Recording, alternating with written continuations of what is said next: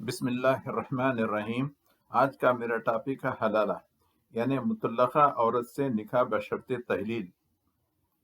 کتاب کا نام ہے تفہیمات الہیہ اور لکھنے والے ہیں شاہ ولی اللہ محدث دہلوی، جلد 1 اور صفحے 277۔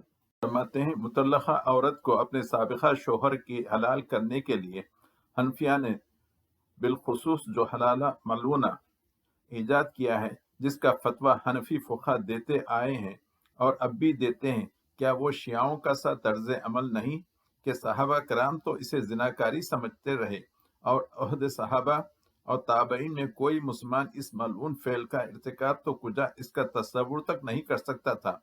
کیا ہمارے ان بھائیوں نے صحابہ و تابعین کے تعائل کو نظر انداز کر کے شیعوں کے مدعا کی طرح حلالے کی صورت میں زناکاری کا راستہ نہیں کھول رکھا ہے؟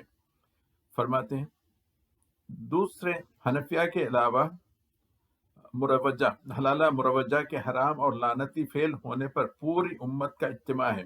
صحابہ و تابعین اس کی حرمت پر متفق تھے، تمام ائمہ مجتہدین اس پر متفق رہے، مذاہب مدونہ نے بھی اسے حرام سمجھا، حتیٰ کہ امام ابو حنیفہ کے شاگرد امام محمد اور امام ابو یوسف وغیرہ بھی علی وجہ تحلیل نکاح کو غلط قرار دیتے ہیں۔ پوری امت میں صرف ایک امام ابو حنیفہ ہیں جنہوں نے بشرط تحلیل کیے ہوئے نکاح کو صحیح قرار دیا، اور یوں انہوں نے حلالہ ملونہ کے جواز کا دروازہ کھولا، جس کی بنیاد پر ان کے پیروکار حنفی مخلدین بھی اسی کے جواز کا فتویٰ دیتے ہیں۔